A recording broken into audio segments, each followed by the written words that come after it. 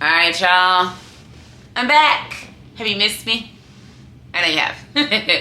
So the Olympia is now done. You know, I got my phone ready with my notes to go over our post-show everything. So we have Bertha, number 8, here with us today. Oh, and I didn't name my medals, but they're here as well. So let's talk, guys. For those of y'all who didn't see the show, you can go back and watch the playback, but I am officially retired. So what does that mean? That means you will not see me on the Olympia stage for the foreseeable future, because I'm just going to vibe out, frolic in the streets, and be able to do all the things that I wasn't able to do solely because I was so laser focused on getting to this goal. Was 8 my goal all along? Yes and no. Originally, when I first started out, I was like, all right, I definitely want 8. I want 8. And then I was like, okay, like, yeah, let's try for 10. Let's try for 10. But I noticed as I continue to age and I become just more traditional, more family oriented, more just family oriented, where I just want to be with my family. Speaking of, my sister's here. Come, sister. Say hey. Gosh. This is her first Olympia, y'all. Don't talk about her because this is her first Olympia. And this is my 11th Olympia. There she is. Craziness, right? Anyway, so she's over there. But it just feels good, because when you have a goal and you just, not only do you accomplish it, but you smash it and you feel good doing it, that just makes a difference. So during this little vlog, we're going to go through kind of what the differences are, what those last weeks look like, what was happening, you know, just update you like we did before, and just tell you all the things that kind of went through the process as we were going week to week to week. Because the last 4 weeks were just wild. Just so many things that have never happened for me in preps. And I think it was because a lot has happened. So there's a lot of reasons why. Y'all know I'm a ramble, so just follow the pathway. You know the vibes. So about 6 to 7 weeks out, things transpired. Great things. Nothing crazy, nothing bad. Health is great, all that stuff. But there are things that are coming my way that I want to be able to tackle with all of my gusto. And if I have in the back of my mind that every single second of my day has to be tailored towards accomplishing this title, is going to detract from everything else that I'm trying to do on that facet, because I need to also be all in with those, because those opportunities, though they are different, they're very big deals. Very big deals for me, just in terms of like my future overall and expanding myself outside of this sport. And that's going to be great for just to reach, and great for the sport in general, because though I am retired, I'm still going to be very much an ambassador for the sport, very much a face of the sport. So I'll be able to continue just making sure that people know what bodybuilding is and know what it can be, what it can look like. But for me, it's going to be like this next years and these next vlogs. I'll still be vlogging too, because now we're going into the vlogs of what it's like to kind of go more into lifestyle. Now, what lifestyle looks for me is going to be different, because I am an elite athlete. I don't plan to change my training style to be like, oh, I'm going to do less of everything. Like, no, I'm really not. Like, my plan is, I'll go through a little bit. My plan is to basically just let my genetics do what they do. What I am going to do is make sure I don't have the option of ever stopping training back, because my scoliosis and lordosis, like, it actually would deteriorate my quality of living. So I will always have to train. That is non-negotiable, especially training back. So what I will do is go down to 1 back day, 1 shoulder day, and then I'm going to focus more on my favorite body part, which is legs and glutes. So I'll be able to let them kind of do what it does. And so most people don't know is, like, I very much am built like a track girl. Like, I have to slim down my legs, and I always have to slim down my legs substantially in order to make sure that it stayed in order with my back and my shoulder. Not necessarily my back can get big, but with my shoulders, because the bigger your legs are, the bigger your sweep are, the bigger your shoulders have to be to match that sweep, to make sure that you have that symmetry from top to bottom. So with that, I'm not going to go for a wellness look. I'm just going to see what my body does and train so that I'm able to eat, because you know your girl likes to eat. So again, the more I train glutes, the more I train legs, the higher my testosterone, the more energy it takes, because my glutes, when they grow, because I got a baby booty right now, hence why I'm sitting on this little baby cushion. Also, side note, everybody wants to be lean until you like literally rip your butt cheeks apart. It's not a vibe. It's not a vibe. Like literally when you stand there and your butt just separates, and then you sit down, it separates some more, and it just rips a little bit. I don't know if this happens to anybody else, but I call it my good luck charm because it happened last year, because my butt gets real dry. It happened last year and it happened this year again. But anyway, I'm not even gonna say too much information because that's what y'all are here for. You're here for the information. So there you go. But I sit on a butt cushion because literally I sit on my hip bones. So like, that's probably one thing I'm really looking forward to, is not ever having to be so lean that it hurts. Like, it doesn't hurt in terms of like every single thing, but when as you're getting lean and as you're pushing to body fats that your body does not want to be at, shouldn't necessarily be at for long periods of time, like even just walking can be painful. Like what I was telling my sister, like when I'm walking and I'm lean, like I'm stage lean, just walking, like the bone at the back of your heel just hits like cold surfaces. If it's not, I have to wear shoes all the time, because if my feet hit the floor, like it's literally just bone just slack on the floor. If I'm sitting here not on a butt pad, it's literally me rolling around on my pelvis, and it's not fun. It's not fun at all. And so I think that's the key thing, is I'm excited to be able to just do so many functional things. Like I'm gonna start running again, but I have to wait till like my knees get some more cushion, because again, another part of getting lean, like there's nothing around your joints to protect those bad boys. So before I go bouncing and putting 3 times my body weight on each leg, I want to make sure I gain some body fat back, make sure I get that cushion back so I'm able to be functional. So a lot of my training, a lot of my cardio, it's always been functional year round. That's what's been able to help my metabolism keep booming and keep my hit circuits going and all that stuff. That's always been functional. So I'm going to continue doing that. I'm going to go back down to my usual 4 days a week of training. But just like I said, we're going to go to an accessory day where it's more so glute, quad, ab focus. And then leg day where I'm going to throw in some like heavy hip thrusts and stuff like that. And I mean like your more traditional heavy. Like, am I going to lift as much as I can? Not necessarily. Am I going to make it feel very heavy and lift more than I usually do for glutes? Absolutely. Because I want these babies to grow. And then what I'm also going to do is show you kind of like, I get to take more of my estrogen supplements that I wasn't allowed to take since I was pushing, like I wanted to stay small. Small is this relative, of course, small. So I'm gonna go into start taking my EVP, which has my creatine in it. I love my creatine, so I'm excited to start taking that on leg days and glute days. And I'm gonna add in my AQ, so we're gonna just see why I build this booty back up, how we can get it going. So basically, we're gonna just see what the look falls out. I told my coach, I was like, hey coach, you still gonna make my diet plan right? He was like, yeah, of course. So anyway, he already sent me my reverse. We started that today. And so of course, I'm still gonna continue, because y'all gotta know too, like since it's been 18 years of competing and I've never had a break, it's instilled in me, like it's like, oh, it's a lifestyle. No, it literally is my lifestyle. Like since I was 14 years old, my entire teenage life, my entire adult life, I've been competing. So the 6 meal a day is, I enjoy eating 6 meals a day. It's not like, oh, I don't want to eat that much. Nah, I like to eat all the time. I could be a snacker, but I'd rather just eat food and kind of just space it out in between and kind of go from there. So that's one thing. So we went over body type, what I'm going to go for, and we're just going to go along with the journey and see what goes. I'm gonna study the wellness girls, do some more research on the type of things I want to see in my glutes, and just let those babies do whatever. So, because the key thing too is I now have, it's more freedom, because I don't have to worry like, oh, do I have to superset this? Because literally for my leg days, I superset everything. The only time I don't superset is my coach. I get to Arizona and he doesn't have me superset that much until like the end, just to keep my heart rate up.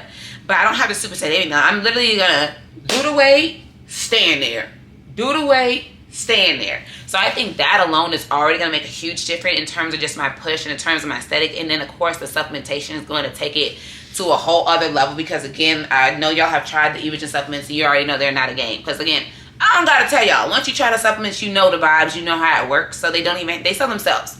So I'm gonna walk y'all through like my different training programs with the different supplements that I haven't been able to take, because I just get too bubbly too quickly and it'll push me out the category. And the key thing for me this entire decade has been holding the category where it is. So you want to be bubbly, but not to where it pushes you over the top into another category. So that's been my guideline, but now I don't have that guideline. So for me, my stopping point to my coach, I said I need abs all the time. I need some booty. Okay, I need my booty back. I need the booty swinging. I need the dragging. Okay, the wagon dragging behind me. I need that. Okay, because I used to have the cakes. My husband was like, my mama, my mother-in-law, she was like, yeah, you used to have big old booty. I know, but again, that big old booty ain't winning me 50 bands. So we had to adjust. So now we're gonna just go back there. But again, that's what I said. This is what I need. Let's just see where it falls, because again, function. And I don't want my legs so heavy that I can't move efficiently. So what I'm going for is just power. Just be strong as hell. Still maintain what I'm maintaining. What I know is, after having done so many improvement seasons where I only train 4 days a week, I know that maintains everything I have. Like, I don't necessarily, nothing will shrink up here now, because I just hold muscle really well, and it takes a lot for me to get muscle off. And when I start my running, by no means I'm gonna be running freaking triathlons. I'm gonna be running like 20 minutes just to move, to make sure my heart can handle it. Because again, heart health. And I set I'm gonna set my steps. I'm gonna do about 10,000 steps a day. Keep it around there. If I do more, I do more. If I don't, I don't. But that's my minimum, because I found that on my food festival, that helps everything move. And that's one thing I really, really focused on going through this prep. So I'm gonna go back to my notes. Went through kind of where we're going, and y'all just feels good. Like, when you accomplish a goal, those who've accomplished big goals, you know what it feels like. And those who haven't, once you keep pushing and you're so relentless in your pursuit of everything that you do in terms of greatness, and you're in pursuit of that greatness, that feeling is second to none. And so I want y'all to really, really try. Like, I know it can be hard, but I want y'all to, again, enjoy the hard shit. Do the hard shit. Okay? Do it.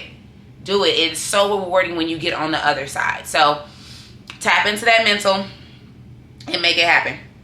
All right, so went through all of that. So what are we doing next? Where are we going? We are here now. So I got 2 photo shoots today. I'm gonna get those done. Waiting my parents to come downstairs now. We're gonna do some family time. We're doing another birthday dinner, because usually y'all know I do my one cheat meal show. I had my couple chicken wings. They were a little too salty last night, so I had like 4 chicken wings with some blue cheese, and the salad I had was banging. Blue cheese on there, pecans on there, almonds, strawberries, and like this like walnut vinaigrette. It was perfect, fabulous. So had that, and a little bit of donut, but I really wasn't like, when I go through the days, y'all, I've been eating so much food. Like, let me tell y'all my progress. First off, people offer me food. I said no. I said big girl status, okay? Also, I didn't even snack backstage. I waited for Andrea, who won. That's my girl. She locked in, y'all. She locked in. She won. Got a title back. Well, kept her title, rephrase. I didn't even snack backstage. I had snacks in my bag with me. I didn't even snack backstage. I was just on the vibe, on the high, because I think it was 2 I was running to so many people, because 1, nobody knew I was retiring. Nobody knew. It was like 5 to 6 people who knew. None of my closest friends knew. Nobody knew. I kept it to myself. 1, because the decision was made, again, 7 weeks ago. But that's when I really honed down on being really, really extreme and strict with my boundaries, because I said, this is the first show that is for me and my coach. Like, me and my coach have been together, by December, 9 years. I can't even count how many preps we've had together, but it's the first one where somebody wasn't sick. Somebody hadn't died. There wasn't a wedding being planned. There wasn't a show being planned. Like, yeah, I'm always planning shows, but when it's something new, it's always something more intense that you have to do. It was the first time in a very long time where I could lock in and really, really enjoy my process and enjoy everything that led up to it. And I found that as I kept going, I just was really locked in. Like, when I went on my walks, I enjoyed them. When I did my cardio, I enjoyed it. I enjoyed every single second of the journey, recognizing that this is my last one. And I think once I once I made the decision, like, hey, I talked to my coach, I talked to my family, I said, I think this is going to be my last one. And I was like, is you sure? I was like, yeah, I'm sure. I think it's going to be my last one.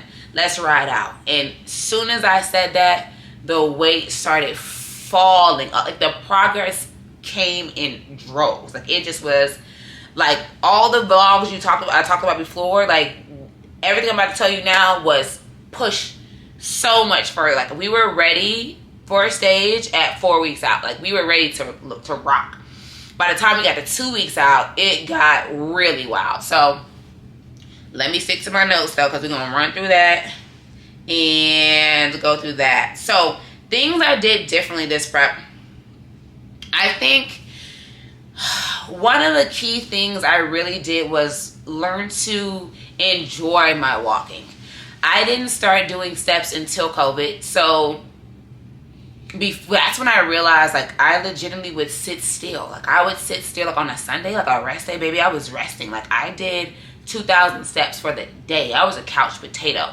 And so my coach was like, nah, like, you got to move every day. So I switched my mindset. And by the time I got to this very last prep, I found myself actually enjoying the walk. So what I started to do is make sure, because in the beginning it was really, really hot. Like, once my body fat started dropping down and the temperature I got really acclimated to temperature because I was getting there for 3 months. Once I got acclimated, I said, no, like, you need to be outside at least 8 minutes a day. So here's the thing, little tidbit for those who want to be as neurotic as me.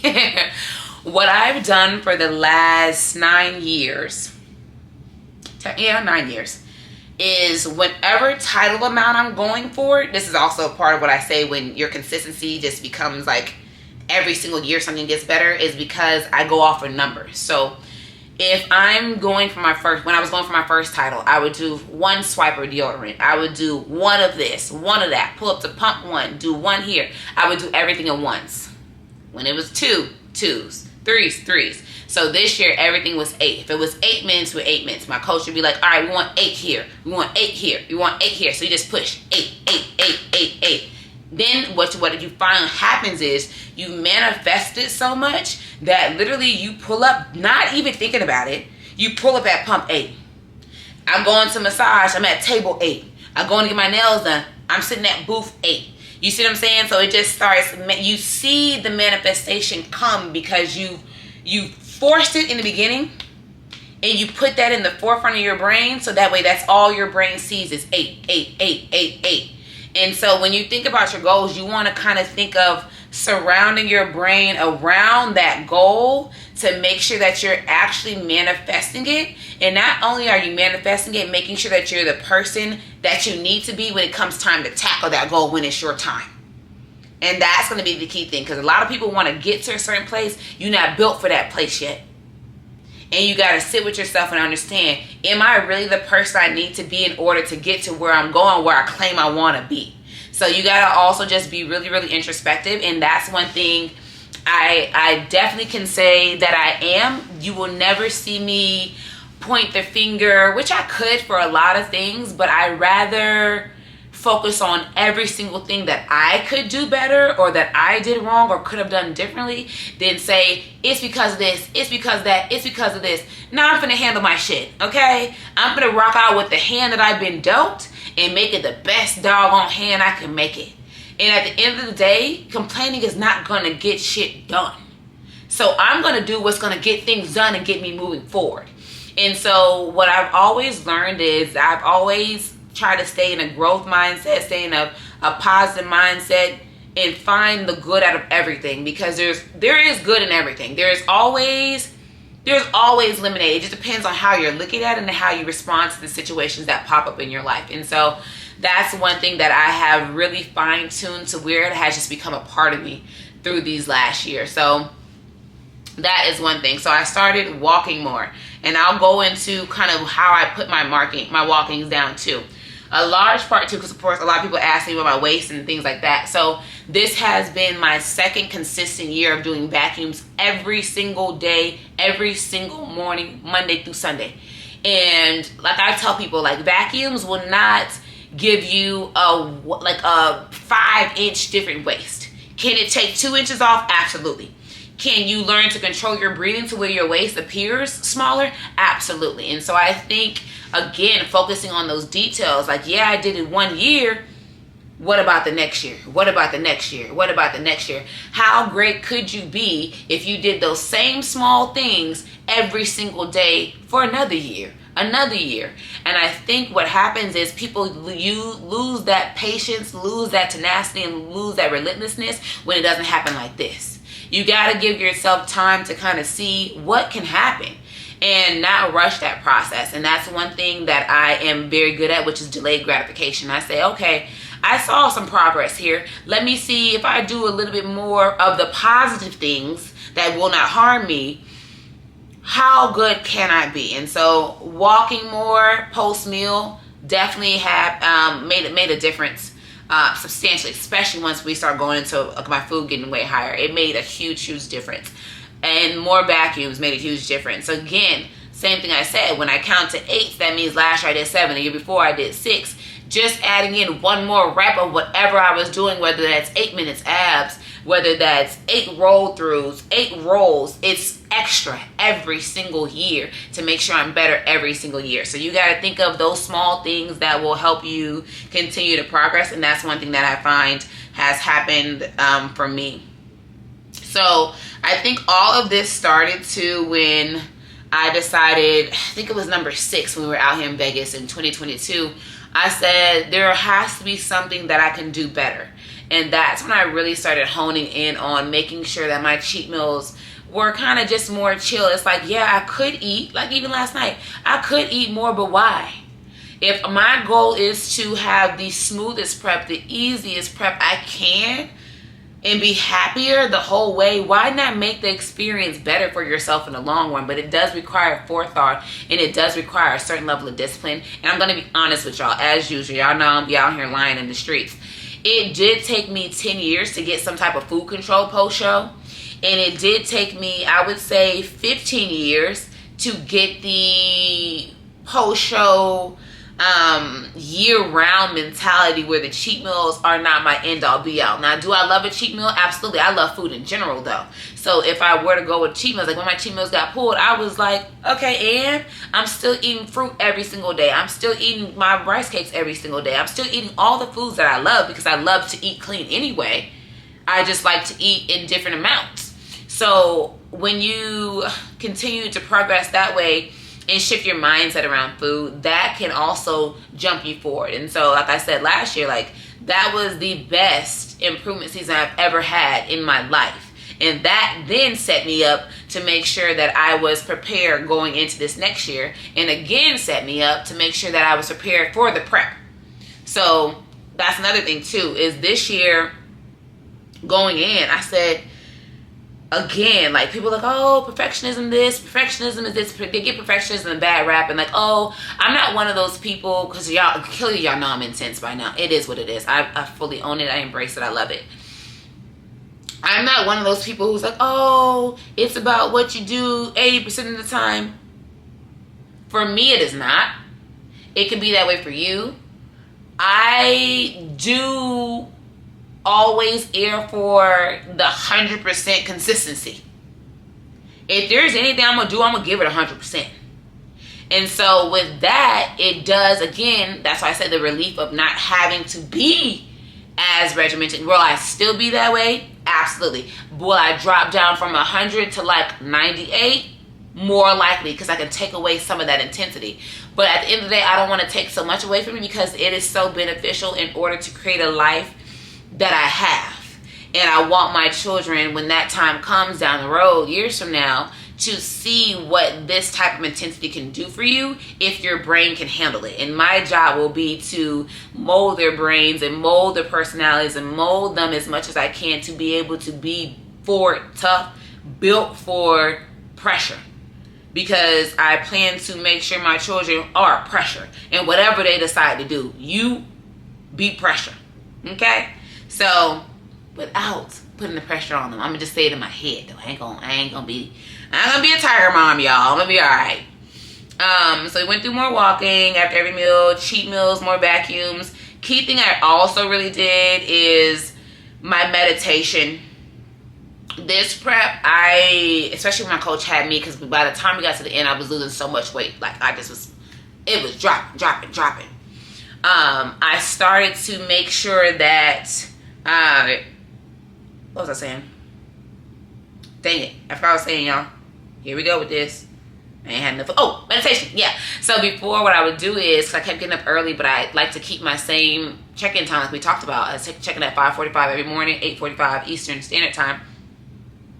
And I like to keep that same time all the time.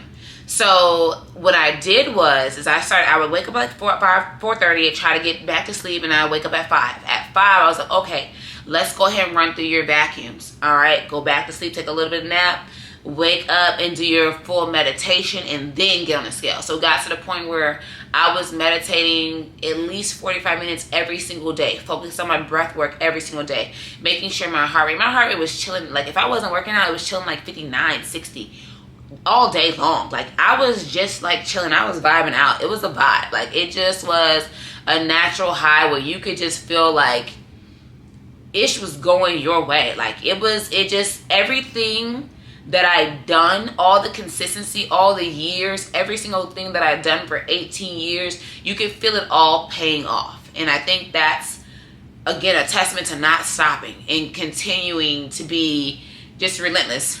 Y'all don't get tired of me in that word. That's the only thing that describes it.